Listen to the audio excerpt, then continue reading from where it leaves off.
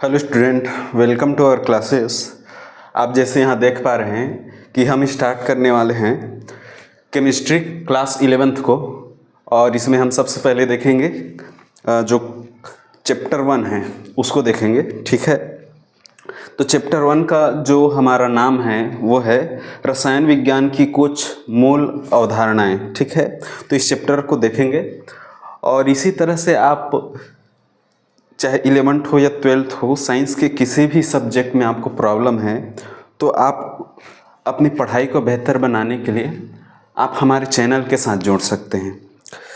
इसमें आपको क्रम से सभी चैप्टर्स बहुत अच्छे ढंग से हम कराने की कोशिश करेंगे। ठीक है, तो देखिए इसमें हम आगे बढ़ते हैं। चैप्टर फर्स्ट है ये हमारा। ठीक है, चैप्टर फर्स्ट। ठीक है, इसमें आगे बढ़ें उससे पहले इसके ब्लूप्रिंट के बारे में थोड़ा सा हम आपको बता देते हैं क्या है, क्योंकि ब्लूप्रिंट के जरिए पढ़ने में आपको बहुत ही आसानी होगी। इस चैप्टर से जो अंक है वो कुल 7 नंबर के आएंगे, है ना। कुल 7 अंक के क्वेश्चन आएंगे, उसमें 1+1 रहेगा। मतलब एक एक नंबर के आपसे छोटे छोटे प्रश्न पूछ लिए जाएंगे। हो सकता है आपसे विकल्प भी पूछे जाएं इसमें। ठीक है ना, क्योंकि इस साल आपको पता है कि जो ब्लूप्रिंट है और सिलेबस है उसमें थोड़ा सा अंतर आ गया है, चेंज हुआ है। तो 1+1 है, +2 है और +3 है। इस तरह से ये 7 नंबर का विभाजन इसमें आपको दिया गया है। ठीक है, ध्यान दीजिएगा। इसमें 1+1 मतलब एक एक नंबर के प्रश्न आएंगे, या तो प्रश्न होंगे या विकल्प होंगे। आगे चलते हैं। इसमें ये 2 और 3 नंबर जो डला है वो अंक हैं असल में। ठीक है, 2 नंबर के प्रश्न पूछे जाएंगे और 3 नंबर के प्रश्न आपसे पूछे जाएंगे। ठीक है, चलते हैं इसमें आगे हम चलेंगे और देखेंगे हमारे फर्स्ट क्वेश्चन को।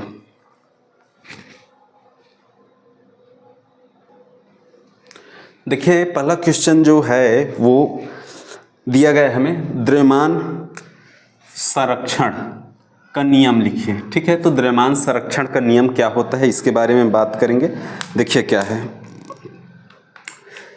यह नियम।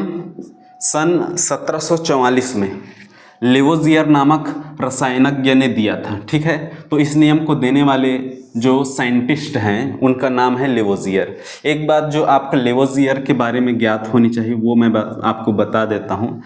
देखिए सभी जो सब्जेक्ट हैं उनके जनक होते हैं। ठीक है, तो इसी तरह रसायन के जनक जो है इस वैज्ञानिक को माना जाता है। ठीक है, तो एक महत्वपूर्ण बात है क्या, रसायन विज्ञान के जनक, रसायन विज्ञान के जनक के रूप में आपको इस वैज्ञानिक का नाम याद होना चाहिए। ठीक है, ओके आगे बढ़ते हैं। तो इन्होंने जो नियम दिया है उसका नाम है द्रव्यमान संरक्षण। अब देखते हैं कि इस नियम के अंतर्गत क्या होता है। तो लिखा है रासायनिक परिवर्तन में, ठीक है, परिवर्तन मतलब अभिक्रिया को ही बोला जा रहा है। रासायनिक परिवर्तन में भाग लेने वाले पदार्थ का कुल द्रव्यमान परिवर्तन के पश्चात बने हुए पदार्थ के कुल द्रव्यमान के बराबर होता है। ठीक है, तो यहाँ पर एक बात बताया है कि जैसे कोई अभिक्रिया होती है तो उसमें जो अभिकारक की ओर जो तत्व हैं वो उनके जो अणु भार है या परमाणु भार है, और जो उत्पाद की ओर जो तत्व बने हैं उनके परमाणु भार है, वो दोनों बराबर होते हैं, ऐसा कहना चाह रहे हैं इसमें। ठीक है, एक बार और समझिए। रासायनिक परिवर्तन में भाग लेने वाले पदार्थ का कुल द्रव्यमान मतलब अभिकारक की ओर का द्रव्यमान परिवर्तन के पश्चात, परिवर्तन मतलब अभिक्रिया, तो अभिक्रिया के पश्चात बने हुए पदार्थ के कुल द्रव्यमान के बराबर होता है। तो इसको समझने के लिए हम आपको एक उदाहरण के माध्यम से चीज़ों को समझाने की कोशिश कर रहे हैं। देखिएगा, तो यहाँ पर मैं एक उदाहरण ले लेता हूँ। ठीक है, देखिएगा एक अभिक्रिया लेते हैं। अभिक्रिया क्या है, H2O ले लेते हैं। ठीक है, सॉरी थोड़ा सा देखते हैं इसमें H2O बनना चाहिए। देखिएगा, हाइड्रोजन और ऑक्सीजन ये जो क्रिया करेंगे उसके बाद जल बनता है, ठीक है। तो ये हमारा एक अभिक्रिया है। इसमें थोड़ा सा इसको संतुलित कर लेंगे। देखिए, इधर उत्पाद की ओर H2 है और ऑक्सीजन 1 है, जबकि यहाँ ऑक्सीजन हमको 2 दिख रहा है। तो इसमें क्या करेंगे कि इसको 2 गुना कर लेंगे, ठीक है। अब ये ध्यान दीजिए, हाइड्रोजन हो गए 4, ऑक्सीजन है 2, इधर भी संतुलित करने के लिए इसको सामने में 2 से मल्टीप्लाई कर देंगे। तो ये जो अभिक्रिया है अब संतुलित हो गई है। अब इसमें हम नियम के अनुसार चलेंगे और हम परमाणु द्रव्यमान की गणना करेंगे इसमें।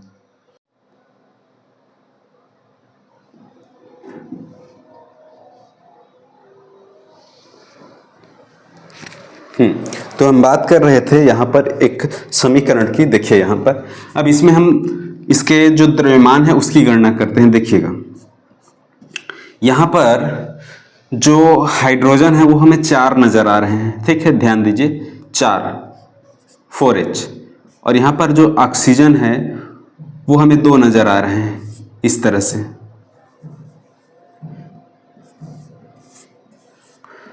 और जो उत्पाद की ओर है उसको देखते हैं, इसको तो 2H2 ही लिख लेते हैं, ठीक है। देखिए अब क्या करेंगे, इसमें द्रव्यमान की गणना कैसे करते हैं। देखिएगा, हाइड्रोजन को लिख दिए। अब H का द्रव्यमान होता है 1। ध्यान रखिए कि उसका क्रमांक भी 1 होता है, द्रव्यमान भी 1 होता है, तो द्रव्यमान 1 लिख दिए। 2, अब ऑक्सीजन के बारे में बताएंगे। ऑक्सीजन का जो क्या आप कहेंगे क्रमांक है वो 8 होता है, परमाणु क्रमांक, जबकि द्रव्यमान होता है 16। तो यहाँ पर ये हो जाएगा 16। और इधर देखते हैं 2। इसमें क्या करेंगे कि हाइड्रोजन 2 नज़र आ रहे हैं तो उसका सीधा 2 ले लेंगे, और ऑक्सीजन जो है वो 1 नज़र आ रहा है तो उसका हम तो द्रव्यमान लेते हैं, तो द्रव्यमान होता है 16, ठीक है। अब इधर गणना करते हैं। 4 एकम 4 धन, ये हो जाएगा 16 दूनी 32, ठीक है। और इधर अभिक्रिया को देखते हैं 2, ये दोनों जोड़कर हो गए 18, ठीक है। इधर देखते हैं, ये जोड़कर हो जाएंगे 36 और उधर 18 दूनी 36। तो ये जो है वो इक्वल आ रहा है, ये असल में इक्वल आ गया। तो इसे ही हम इस नियम में हमने इसको समझा था, ठीक है। देखिए क्या बोला है, एक बार मैं फिर से बता रहा हूं, फिर आगे चलेंगे। रासायनिक परिवर्तन में भाग लेने वाले पदार्थ का कुल द्रव्यमान, आप इधर देखिए, अभिकारक की ओर देखिए, इसमें आपको नजर आ रहा है कि इनका कुल द्रव्यमान 36 है, ठीक है। तो परिवर्तन में भाग लेने वाले पदार्थ का कुल द्रव्यमान, परिवर्तन के पश्चात बने हुए पदार्थ के कुल द्रव्यमान, तो परिवर्तन के पश्चात तो H2O बना है जल, उसका कुल द्रव्यमान 36, वो भी 36 है, बराबर होता है बोला है। तो आपको इस उदाहरण में स्पष्ट नजर आ रहा है कि ये परिभाषा, ये जो नियम है द्रव्यमान संरक्षण, वो क्या कहना चाहता है, ठीक है। तो आई होप आपको चीजें समझ आई है, और उदाहरण को आपको जरूर देना है साथ में, है ना, इसके बिना आप इसको समझा नहीं पाएंगे, ठीक है। अब हम चलेंगे हमारे अगले नियम पर, जो कि है स्थिर अनुपात का नियम, ठीक है, ध्यान दीजिएगा।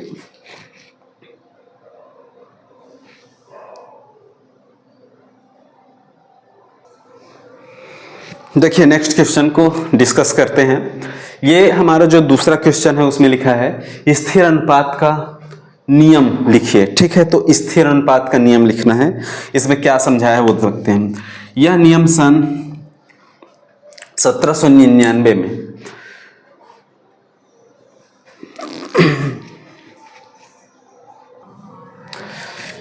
हाँ, तो हम देख रहे थे यह नियम सन 1799 में एक वैज्ञानिक है प्राउस्ट, ठीक है, यहां पर ध्यान दीजिए,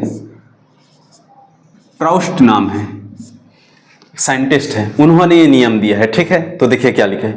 यह नियम सन 1799 में प्राउस्ट नामक वैज्ञानिक ने दिया है। ठीक है, अब इस नियम के बारे में बात करेंगे कि इस नियम में क्या समझाया गया है। देखिए, स्थिर अनुपात का नियम। ठीक है, इसमें क्या बोला जा रहा है, रासायनिक यौगिकों में, ठीक है, कोई भी यौगिक हो सकता है, चाहे जल हो, चाहे साधारण नमक हो NaCl, चाहे HCl हो, ऐसे किसी भी यौगिक के बारे में बात करें।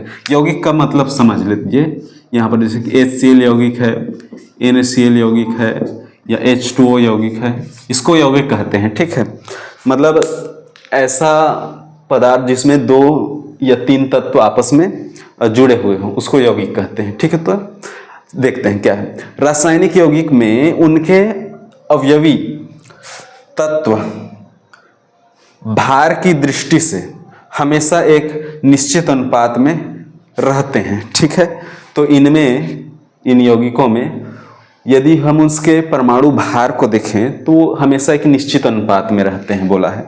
ठीक है, एक बार और देखेंगे। रासायनिक यौगिक में उनके अवयवी तत्व भार की दृष्टि से हमेशा एक निश्चित अनुपात में रहते हैं। अब इस नियम में इन्होंने जो कहा है उसको समझने के लिए आपको एक उदाहरण की मदद तो लेनी होगी। ठीक है, इस उदाहरण को देखते हैं। विभिन्न स्रोतों से प्राप्त जल में, ठीक है, जल, तो जल का सूत्र यहाँ पर हमने बता दिया है। ठीक है, विभिन्न स्रोतों से प्राप्त जल में 2 चीजें होती हैं, 2 तत्व होते हैं। एक क्या है, हाइड्रोजन है, और एक ऑक्सीजन है। ठीक है, ध्यान दीजिएगा। जल में H व O का द्रव्यमान के आधार पर अनुपात। ठीक है, तो ध्यान दीजिए, इस सूत्र में जो H है वो 2 है, इसलिए उनका द्रव्यमान 2 हो गया। ठीक है ना, क्योंकि एक हाइड्रोजन का जो द्रव्यमान है वो एक ही होता है ना। तो सूत्र में 2 हाइड्रोजन होते हैं तो उनका द्रव्यमान हो गया 2। जबकि जो ऑक्सीजन है, सिंगल ऑक्सीजन का द्रव्यमान 16 होता है, क्रमांक 8 होता है, द्रव्यमान 16 होता है। ठीक है, तो अभी हम यहाँ पर बात द्रव्यमान की कर रहे हैं। तो देखिए, द्रव्यमान के आधार पर अनुपात 2:16। ठीक है, और यहाँ पर चूंकि हाइड्रोजन डबल है इसलिए सिंगल हाइड्रोजन का 1 है तो डबल हाइड्रोजन 2, तो 2:16 हो गया। आपको चीज़ें समझ आई होगी। तो इसको यदि हम अनुपात निकालें, इनको कटाएं, तो 2 का हो जाएगा 1 और 16 का हो जाएगा 8, हाफ हो जाएगा। ठीक है, तो ये जो है अनुपात होता है द्रव्यमान के आधार पर। किसका अनुपात, हाइड्रोजन और ऑक्सीजन का अनुपात द्रव्यमान के आधार पर 2:16 या 1:8 होता है। ठीक है, और ये जो जल है वो चाहे कहीं से भी उठाया गया जल हो, ठीक है, चाहे नदी से उठाया गया जल हो या समुद्र से या झील से, ठीक है, जल ही होता है, चाहे कहीं से भी उठाएं, उनका जो अनुपात है उनमें हाइड्रोजन और ऑक्सीजन का यही रहेगा। ठीक है, ऐसा नहीं है कि नदी के जल का अनुपात अलग होगा या तालाब में जो जल है उनमें हाइड्रोजन ऑक्सीजन का अनुपात अलग होगा, ऐसा कुछ नहीं होने वाला। इसी को इस नियम के आधार पर समझाया गया है। ठीक है, तो चीज़ें स्पष्ट समझ आ गई होगी। ठीक है, इसके बाद हम अगले नियम पर चलेंगे जो कि हमें यहाँ नज़र भी आ रहा है, गुणित अनुपात का नियम। ठीक है,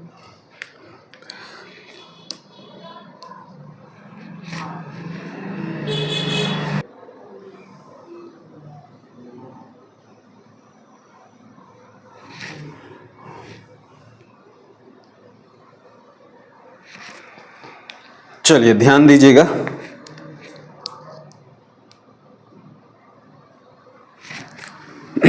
क्वेश्चन है गुणित अनुपात का नियम क्या है, इसको समझते हैं। तो यह जो नियम है वो 1803 में जॉन डाल्टन, एक साइंटिस्ट है, इन्होंने दिया था। इस नियम के अनुसार क्या कहा जा रहा है उसको समझते हैं। जब 2 तत्व आपस में संयोग करके 2 या 2 से अधिक यौगिक बनाते हैं, ठीक है, ध्यान दीजिए कितने यौगिक बनेंगे, कम से कम तो 2 बनने चाहिए, तो कम से कम 2 यौगिक बनेंगे। जब 2 तत्व आपस में संयोग करके 2 या 2 से अधिक यौगिक बनाते हैं तो एक तत्व के भिन्न भिन्न द्रव्यमान जो दूसरे तत्व के निश्चित द्रव्यमान के साथ संयोग करता है सदा सरल अनुपात में होता है। ठीक है, तो इस डेफिनेशन में क्या बोला गया है, वो जो चीजें हैं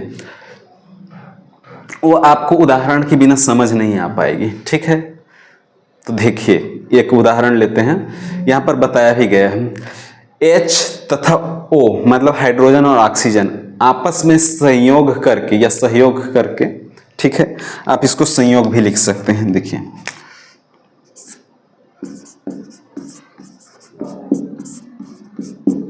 संयोग ठीक रहेगा। तो H तथा O आपस में संयोग करके दो यौगिक, ठीक है, कितने यौगिक बनाएंगे, दो यौगिक बनाएंगे। ठीक है, तो आपस में संयोग करके दो यौगिक बनाते हैं। अब उसके बारे में क्या कहा गया है उसको समझते हैं। देखिए एक यहां पर हम समीकरण लेंगे उदाहरण करके, जैसे कि H2, ठीक है, प्लस O2, ये आपस में क्रिया करेंगे तो मान लेते हैं जल बना H2O, लेकिन सिंगल ऑक्सीजन लगेगा इसलिए हम यहां पर 1/2 यूज कर लेंगे। ठीक है, तो यहां ध्यान दीजिए H2 है और यहां ऑक्सीजन आपको 2 नजर आ रहे हैं क्योंकि O2 डाला है, बट सामने में हमने 1/2 लगा लिया है। तो आपको ये मानना पड़ेगा कि अब ऑक्सीजन जो है यहां पर सिंगल ऑक्सीजन है। ठीक है, उसी तरह एक और उदाहरण लेते हैं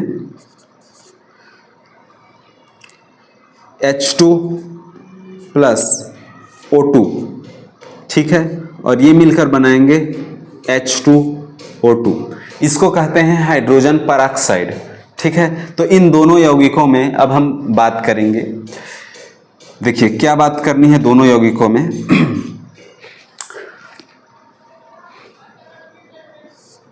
जो अभिकारक की ओर है उसको देखिएगा, अभिकारक की ओर, तो अभिकारक में दो अनुपात, ठीक है, यहां पर हाइड्रोजन 2 है और यहाँ ऑक्सीजन का जो अनुपात है वो सिंगल ऑक्सीजन है, तो एक ऑक्सीजन का जो द्रव्यमान होता है वो 16 होता है। ठीक है, तो इस सूत्र में ये हुआ है। ठीक है, जबकि यहां पर देखिएगा इधर अभिकारक की ओर यदि देखें H2 है O2 है, तो हाइड्रोजन तो यहाँ सेम है ना, H2 ही है, लेकिन ऑक्सीजन जो है वो डबल है, और ऑक्सीजन जो डबल है उसके लिए क्या कहेंगे कि एक ऑक्सीजन का 16 होता है तो दो ऑक्सीजन का हो जाएगा 32। ठीक है, तो यहाँ पर आप ध्यान दीजिए। अब इस उदाहरण को यदि देखते हुए आप डेफिनेशन को पढ़ेंगे तो निश्चित रूप से चीजें और ज्यादा क्लियर होगी। ठीक है, देखिएगा उदाहरण की मदद से समझिएगा। जब दो तत्व, तो यहां पर कौन से दो तत्वों की बात हुई है, तो हाइड्रोजन और ऑक्सीजन की। जब दो तत्व, ठीक है, आपस में संयोग करके दो या दो से अधिक यौगिक, ठीक है ना, कितने यौगिक बनाएंगे, दो यौगिक या दो से अधिक। तो किस यौगिक के बारे में बात हुई है, एक तो जल और दूसरा हाइड्रोजन परऑक्साइड, ये दो यौगिक बन रहे हैं। तो एक तत्व के भिन्न भिन्न द्रव्यमान, ठीक है, एक तत्व का भिन्न भिन्न द्रव्यमान होगा, तो इनमें किनका द्रव्यमान भिन्न है। देखिए ऑक्सीजन का द्रव्यमान पहले था 16 और उसी ऑक्सीजन का द्रव्यमान अब नीचे वाले समीकरण में है 32। ठीक है, तो द्रव्यमान जो है वो भिन्न भिन्न है। तो किसके द्रव्यमान की बात कही है, भिन्न भिन्न द्रव्यमान, तो एक तत्व का द्रव्यमान भिन्न भिन्न होगा। वो किसका है, हाइड्रोजन के ऑक्सीजन का। तो यहाँ पर आप देख पा रहे हैं कि ऑक्सीजन का द्रव्यमान है भिन्न भिन्न। ठीक है, ऑक्सीजन का द्रव्यमान है भिन्न भिन्न 16 और 32। ठीक है, जो दूसरे तत्व के निश्चित द्रव्यमान, क्या बोला गया है, निश्चित द्रव्यमान। ठीक है, निश्चित, तो निश्चित द्रव्यमान किसके बारे में कहा गया है, यहां पर आप देखिए हाइड्रोजन के बारे में। यहां पर हाइड्रोजन का जो द्रव्यमान है वो निश्चित है, तो निश्चित द्रव्यमान के साथ संयोग करते हैं तो सदा सरल अनुपात में होते हैं। कौन, जो भिन्न भिन्न द्रव्यमान है वो सरल अनुपात में होंगे। सदा सरल अनुपात में होते हैं।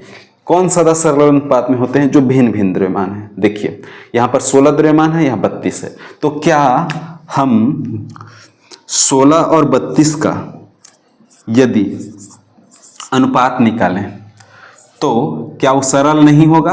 तो देखिए इसको कटाएंगे तो 1:2 हो जाएगा 2, 1:2।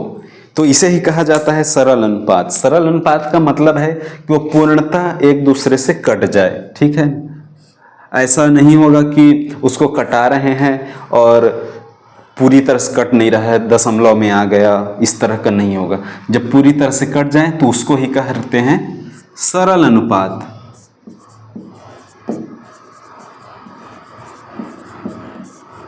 ठीक है, तो इस तरह से मैंने आपको चीज़ें एकदम स्पष्ट रूप से समझा दी है। यहाँ पर कुछ शब्द मिसप्रिंट थे, उसको आप देख लेंगे, है ना। यहाँ पर संयोग है ना, और यहाँ पर यौगिक वर्ड है, ठीक है, और यहाँ बनाते हैं लिखा है, ठीक है।